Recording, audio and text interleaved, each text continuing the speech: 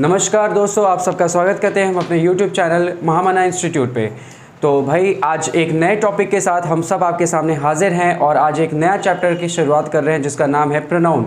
तो इंग्लिश में एक बहुत ही इंपॉर्टेंट और बहुत ही कॉमन, बहुत ही ज़्यादा यूज़फुल चैप्टर होता है जिसका नाम होता है प्रोनाउन। हिंदी में बोलेंगे सर्वनाम। तो आज हम लोग उसी की शुरुआत करते हैं और आज कुछ प्रोनाउन के बारे में हम लोग यहाँ पे पढ़ते हैं। तो भाई जैसा कि यहाँ पे आप लोग जानते हो प्रोनाउन, आप लोग स्कूल में डेफिनेशन याद करते हो और बोलते हो कि सर प्रोनाउन एक ऐसा वर्ड है, pronoun PRONOUN, pronoun is a word which is used at the place of a noun. यही हम लोग डेफिनेशन बोलते हैं।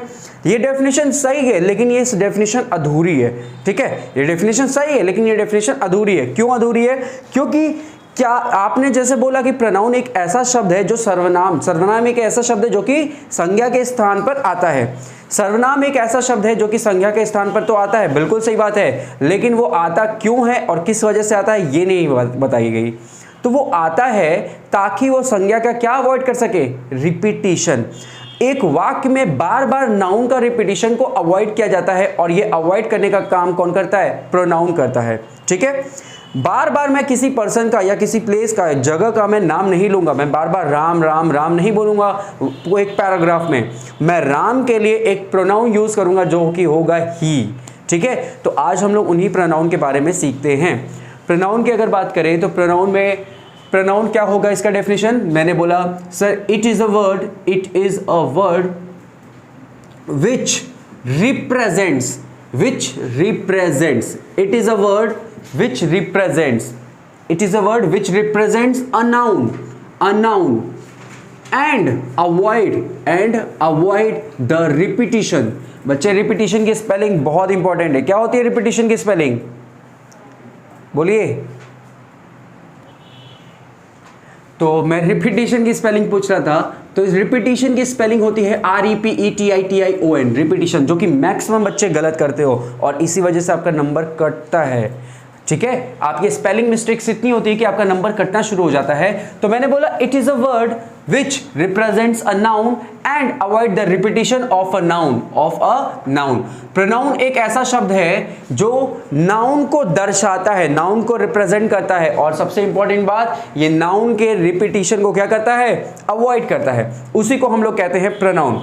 ठीक है, ये हो गया एक छोटा सा सिंपल सा और सबसे इंपॉर्टेंट डेफिनेशन कि प्रोनाउन एक ऐसा वर्ड है जो रिप्रेजेंट करता है नाउन को और ये नाउन के रिपीटिशन को क्या करता है? अवॉइड करता है। ठीक है, फॉर एन एग्जांपल अगर मैं कहूं, आप लोग यहां पे अगर मैं आपसे पूछूं कि बच्चे बताओ अगर ये नाउन के रिपीटिशन को अवॉइड करता है तो पहले नाउन आएगा या पहले प्रोनाउन आएगा? जल्दी से मेरे को बताओ, तो पहले नाउन आएगा या पहले प्रोनाउन आएगा?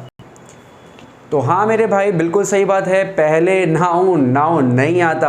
हाँ, नाउन आता है, मैक्सिमम जगह पे पहले नाउन आता है फिर प्रोनाउन आता है, लेकिन कुछ ऐसे केसेस भी होते हैं जहां पे पहले प्रोनाउन आता है और उसके बाद में भी नाउन आता है। जैसे अगर मैं एक छोटा सा एग्जांपल लूं, मैं लिख दूं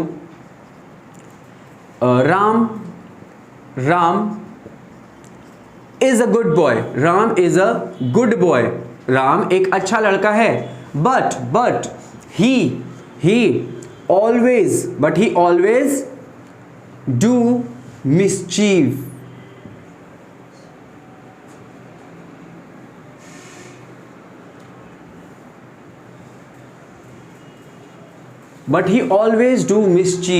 ठीक है, राम एक अच्छा लड़का है लेकिन वो हमेशा क्या करता है? शरारत करता है, मिसचीफ करता है। ठीक है, तो ये एक सेंटेंस है। अब यहां पे आपने देखा राम एक नाउन है और दूसरी इसी सेंटेंस में यहां पे आपने देखा ही एक प्रोनाउन है और ये प्रोनाउन ही जो है ये किसको रिप्रेजेंट कर रहा है? तो ये आपका राम को रिप्रेजेंट कर रहा है। ये जो प्रोनाउन ही लिखा है ये किसके लिए लिखा है? तो आप बोलोगे सर राम के लिए लिखा है। तो यहां पे बिल्कुल एक नाउन पहले आया और उसके लिए, उस नाउन के लिए बाद में क्या आया? प्रोनाउन आया। तो यहां पे तो बिल्कुल सही बात थी जो आप लोग ने बोला था, लेकिन अब मैं सेंटेंस लिख रहा हूं। मैंने बोला आपने पूछा सर आपके हाथ में क्या है? मैंने बोला इट इज अ मार्कर। मेरे हाथ में है एक marker, it is a marker, यह एक मार्कर है। तो इसमें जो इट है, इज तो वर्ब हो गया, ए हो गया आर्टिकल नाउन के लिए आता है, तो मार्कर हो गया नाउन। अब ये जो इट है ये असल में एक प्रोनाउन है। क्यों प्रोनाउन है? क्योंकि ये इट किसकी बात कर रहा है? मार्कर की। ये जो इट लिखा है ये इट मार्कर की बात कर रहा है, और कोई भी शब्द अगर नाउन की बात करे, कोई भी शब्द अगर नाउन को दर्शाए या रिप्रेजेंट करे इंग्लिश में, तो उस शब्द को हम लोग क्या कहेंगे? प्रोनाउन कहेंगे। यहां तक की बात समझ में आई? एक और एग्जांपल मैं लेता हूं। मैंने एक छोटा सा और एग्जांपल ले लिया आपके सामने। मैंने लिख दिया some of the boys, some of the boys, some of the boys are playing cricket, some of the boys are playing cricket. बच्चे ये दो वाक्य मैं लिखूंगा और दूसरा वाक्य मैं लिख रहा हूं some boys are playing cricket, some boys are playing cricket. अब इन दो वाक्य को आप लोग अच्छे से समझिए और सुनिए और देखिए। मैंने लिखा some boys are playing cricket, are playing cricket, ठीक है। ये दो वाक्य मैंने आपके सामने लिखा है।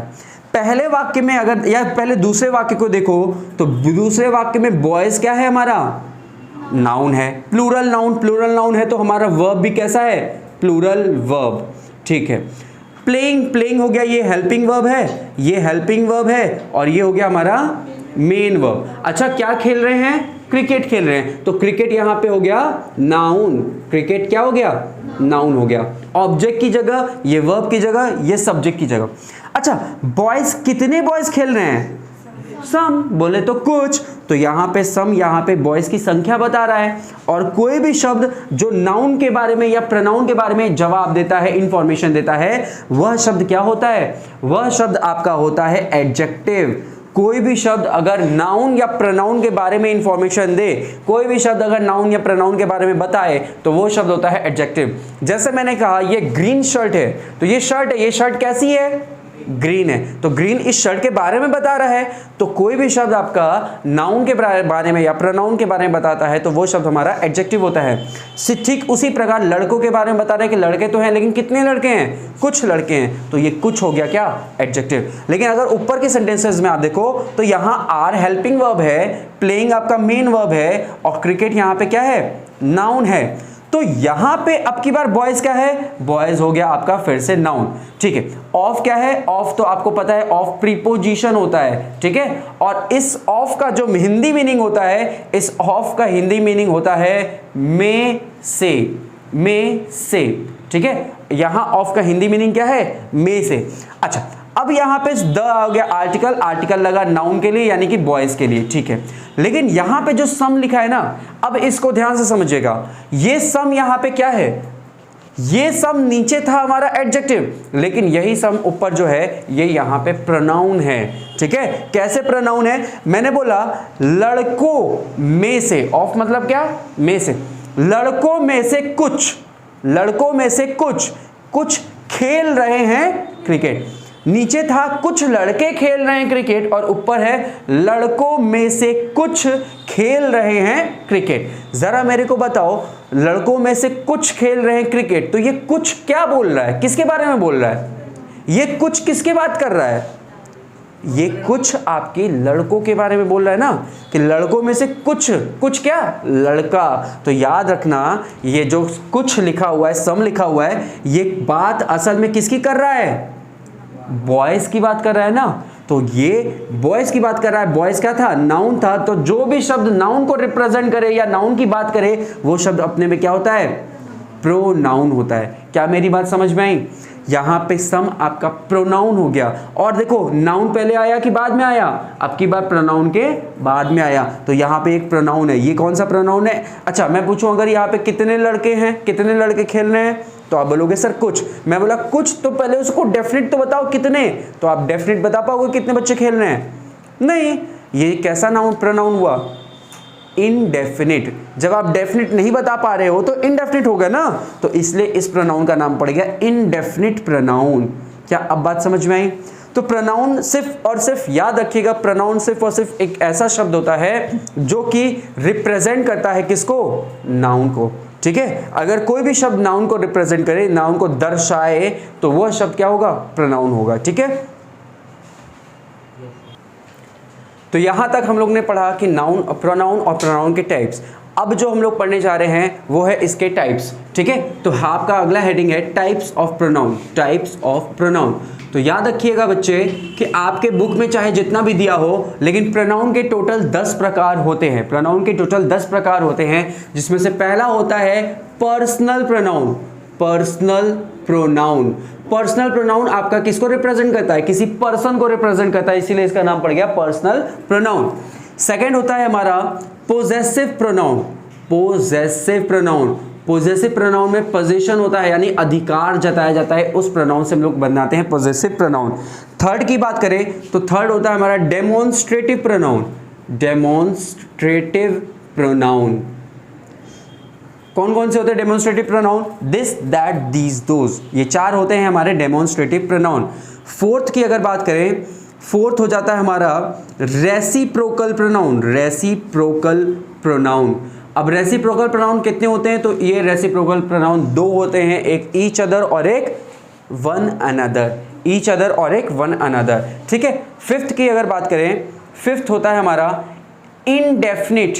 इनडेफिनिट, कोई प्रोनाउन अगर डेफिनिट नहीं है, उसकी फिक्स क्वांटिटी हमें नहीं पता, तो वो प्रोनाउन होता है इनडेफिनिट प्रोनाउन। जैसे मैंने कहा सम, जैसे मैंने कहा मेनी, जैसे मैंने कहा फ्यू, ठीक है। इनडेफिनिट, मैंने कहा एवरीवन, समवन, एवरीथिंग, ये सारी के सारे इनडेफिनिट प्रोनाउन।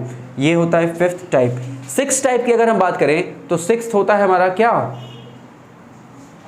देखो, सिक्स्थ टाइप हमारा होता है डिस्ट्रीब्यूटिव प्रोनाउन। डिस्ट्रीब्यूटिव प्रोनाउन, जो डिस्ट्रीब्यूट करने का काम करता है। ये बेसिकली 3 प्रोनाउंस होते हैं, एक ईच, एक आइदर और एक नाइदर, ठीक है। सेवेंथ की अगर हम बात करें, सेवेंथ होता है हमारा रिफ्लेक्सिव प्रोनाउन। रिफ्लेक्सिव प्रोनाउन, और रिफ्लेक्सिव प्रोनाउन कौन कौन से होते हैं और कैसे होते हैं मैं अभी उसको बताता हूं। 8 की बात करें तो 8 होता है emphatic pronoun. Emphatic pronoun, emphatic pronoun. अब ये कौन कौन से होते हैं रेसिप्रोकल और एम्फेटिक प्रोनाउन? तो आप लोगों ने देखा होगा कि कुछ शब्द ऐसे होते हैं जिनके लास्ट में सेल्फ लगा होता है, और क्या लगा होता है? सेल्व्स लगा होता है। ये सिंगुलर होता है और ये आपका प्लूरल होता है। जैसे myself, ourselves, yourself, yourself दोनों होते हैं, ठीक है। हिमसेल्फ, हर सेल्फ, ये सारे के सारे सेल्फ वाले वर्ड क्या होते हैं हमारे? या तो रिफ्लेक्सिव प्रोनाउन या तो एम्फेटिक प्रोनाउन। उसके बाद जो 9वां आता है, 9वां होता है हमारा इंटेरोगेटिव प्रोनाउन। इंटेरोगेटिव प्रोनाउन, प्रश्नवाचक प्रोनाउन, ठीक है, इंटेरोगेटिव प्रोनाउन। और 10वां और आखिरी की बात करें, जो कि सबसे इंपॉर्टेंट होता है, उसको हम लोग कहते हैं रिलेटिव प्रोनाउन, जो रिलेट करने का काम करता है, रिलेटिव प्रोनाउन। तो आज ये 10 प्रकार हैं आपके सामने। नेक्स्ट वीडियो में इन्हीं 10 को हम लोग डिटेल में डिस्कस करेंगे आप लोगों के सामने। और भाई आप लोगों को ये वीडियो कैसा लगा जल्दी से कमेंट करके मेरे को बताइएगा, और हाँ, इस वीडियो को शेयर ज़रूर करिएगा अपने दोस्तों के साथ। तो आज की क्लास हम यहीं पे समाप्त करते हैं, और नेक्स्ट क्लास में इन्हीं वीडियोज़ को हम लोग आगे लेके चलेंगे। तब तक के लिए थैंक यू सो मच।